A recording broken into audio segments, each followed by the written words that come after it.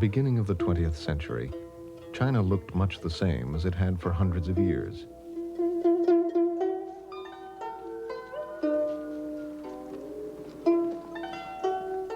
The country was still ruled by an emperor. Men wore their hair in long queues as a sign of subservience to the ruling dynasty.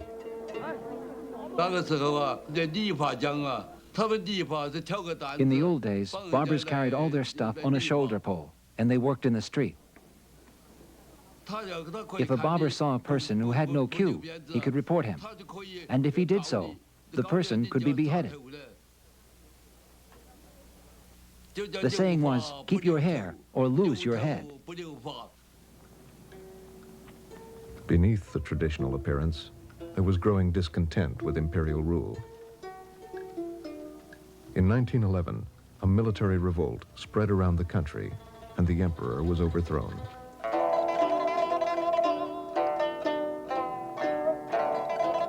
Men cut off their queues in a symbolic gesture of revolution.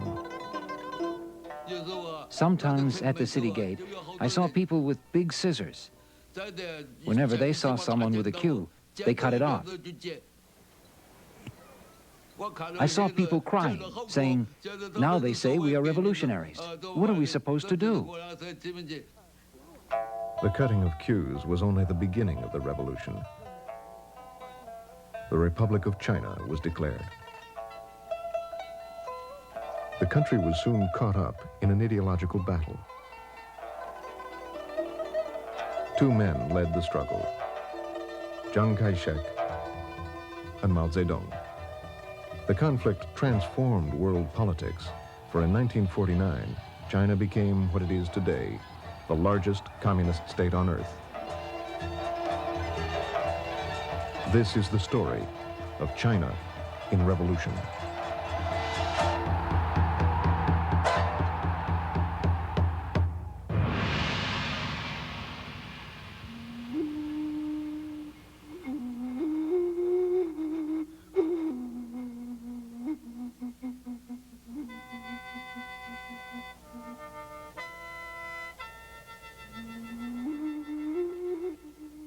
In the early years of the Republic, the central government was weak and ineffective.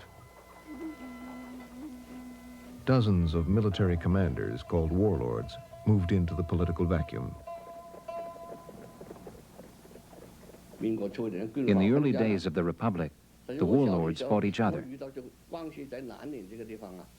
When I was a child in Guangxi province, I saw so many battles. You can't imagine how many battles were fought.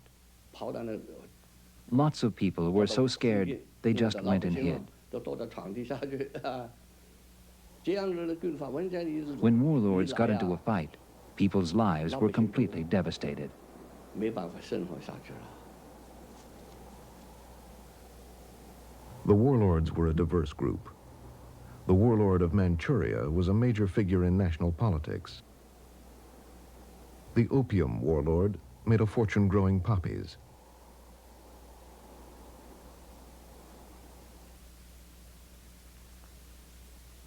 The Christian general was said to baptize his troops with a fire hose.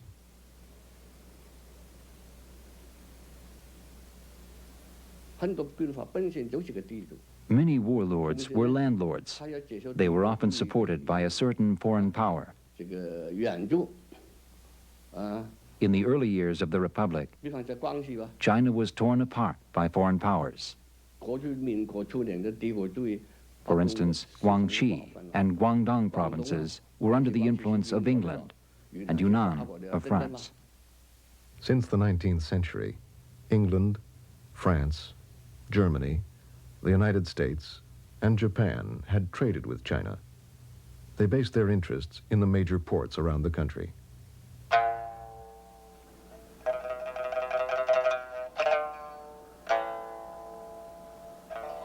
Most foreigners lived in special areas called concessions, which they controlled with their own local governments.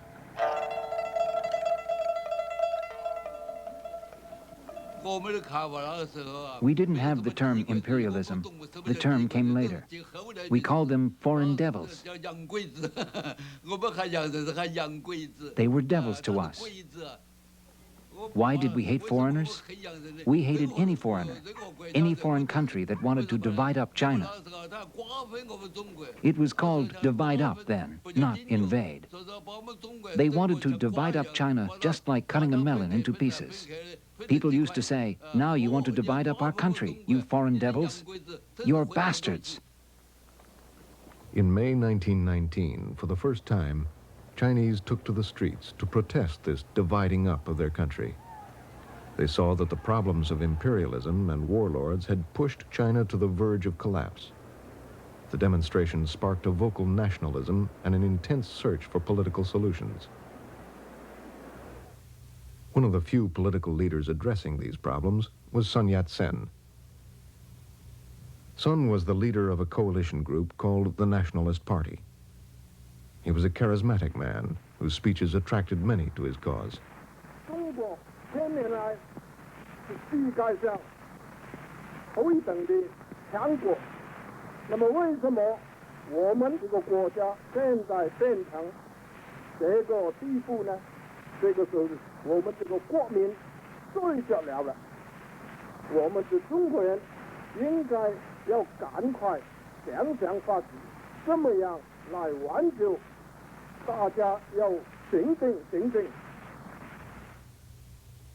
Sun knew that the first thing he needed was an army to defeat the warlords and unite the country.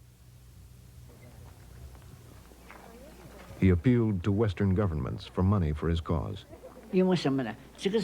At the time, none of the imperialist countries wanted to help us. Only the Soviet Union wanted to help us. The Soviet Union had no friends in Asia, so they had to work with us.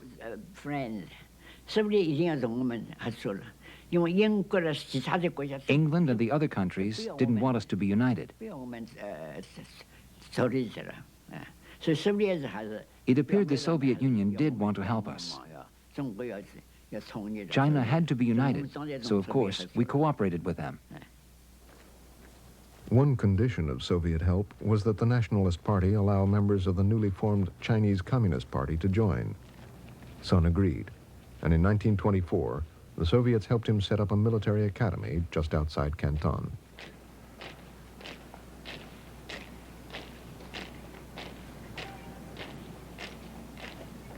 The Whampoa Academy quickly became a magnet for patriotic youth from all over China.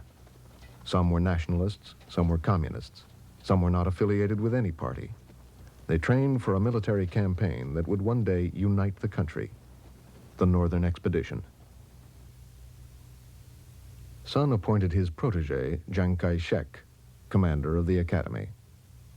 Chiang was a professional soldier. Like many of his generation, he had attended military school in Japan. He had worked with Sun for over a decade. Chiang's son remembers what his father and Sun Yat-sen talked about.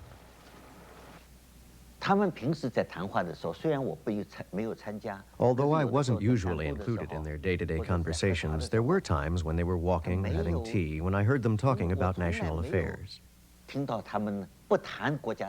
And when they talked about national affairs, they were very serious, very enthusiastic.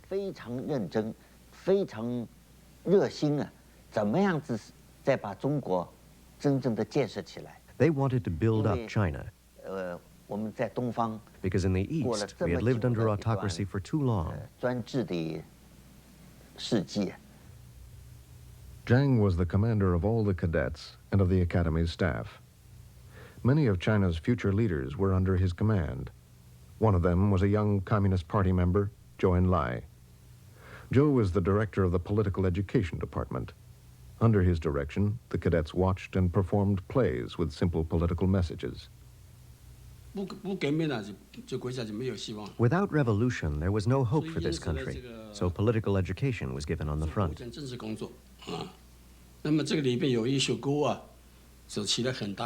Songs played quite a big role.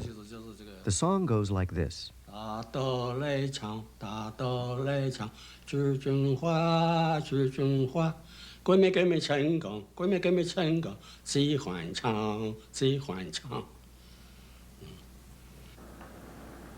As his army trained, Sun and his wife Sung Ching-ling sailed to Beijing to negotiate with the city's warlord. But Sun was ill with cancer.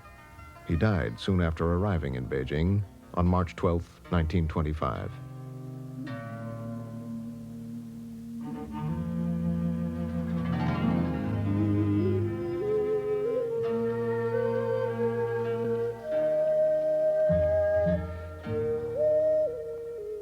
In death, Sun was revered as the father of the Chinese Republic.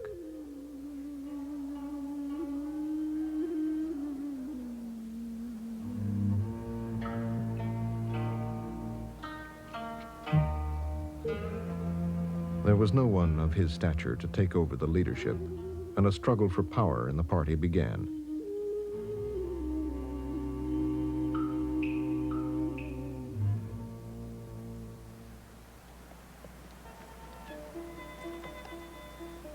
Chiang Kai-shek emerged the victor. In June 1926, he was appointed commander-in-chief of the Northern Expedition, the campaign to unite the country.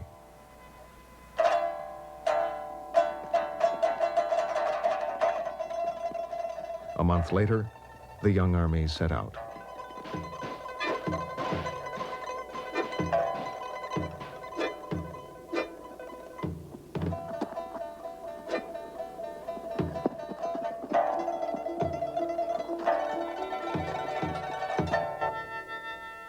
Full of patriotic enthusiasm, they won victory after victory.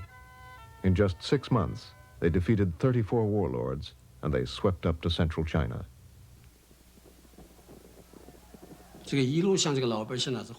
All along the way, the people welcomed us.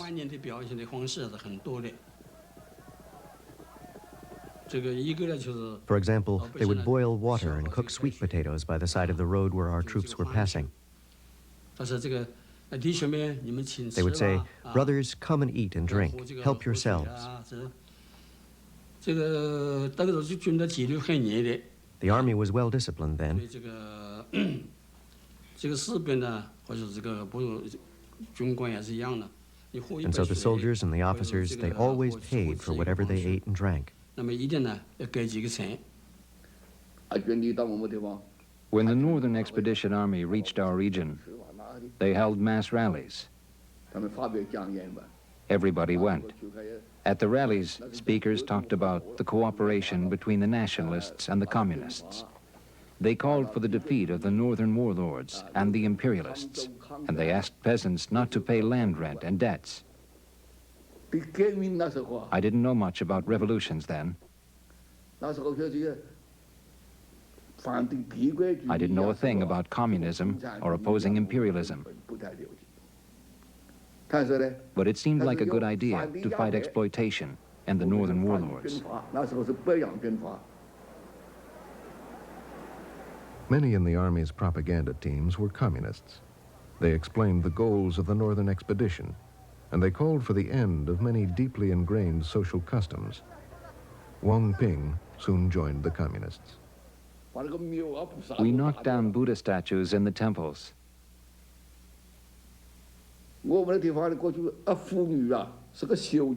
Foot binding was still popular where I lived, and we urged young girls not to bind their feet, and women who had already done it to undo their feet.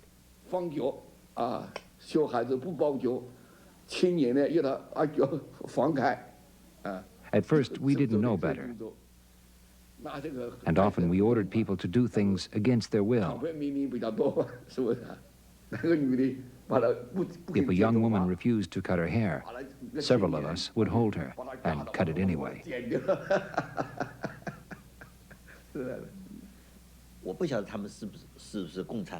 I didn't know what they were up to, communism or whatever, but I saw that they made trouble.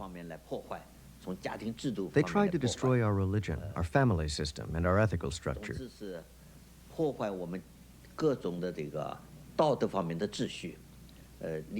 For instance, young people's respect for the old.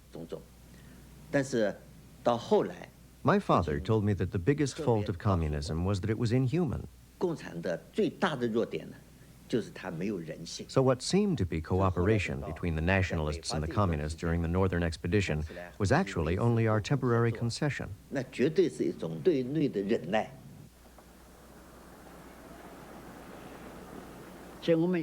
So we wanted to purge the party, but it was a pretty dangerous thing to do. We could have been finished off. Both sides might move at the same time. The communists were all among us. The problem was how to do the purge. Chiang planned to purge the communists when his army reached Shanghai. Here, communist workers, led by Zhou Enlai, had formed armed guards and taken control of the city.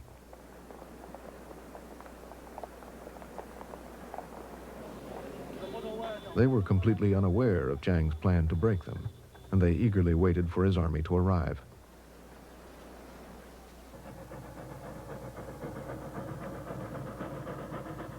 Nationalist troops moved into Shanghai.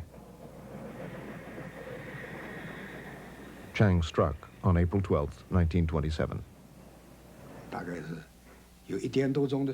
About 1 in the morning, I saw some guys in plain clothes run over.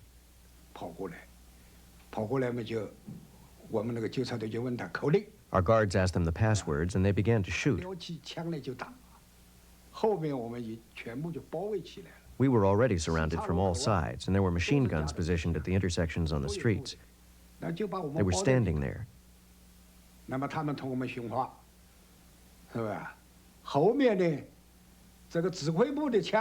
Back at headquarters, all our weapons were taken away.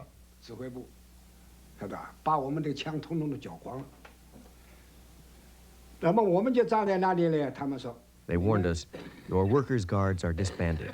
Go home and don't make trouble.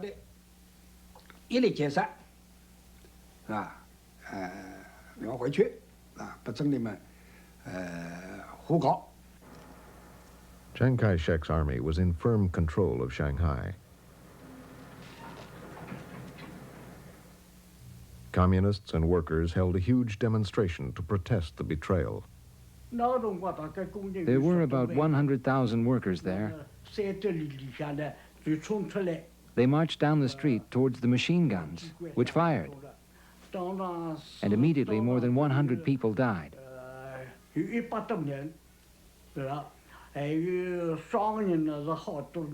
Many more were wounded. Many were injured. It was raining that day. Bashan Road was a river of blood.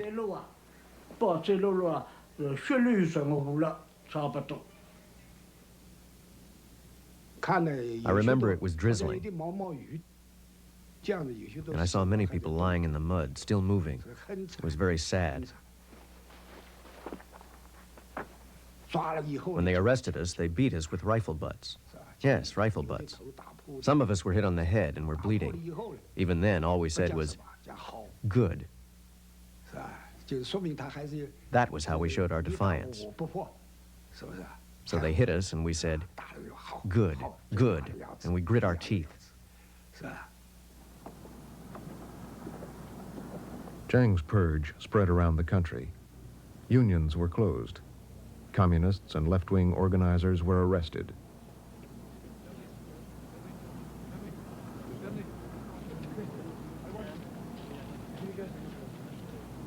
Thousands were executed.